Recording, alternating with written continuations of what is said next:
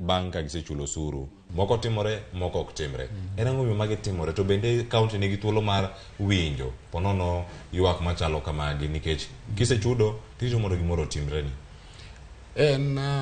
En migalo seche moko, nekech kidhi Kisumu town, adiera profesa oloso Kisumu town ler aduwa, kendo ji te pako Kenya mangima. To mamboleo en wuodh gimoro dakika 5 kia city center.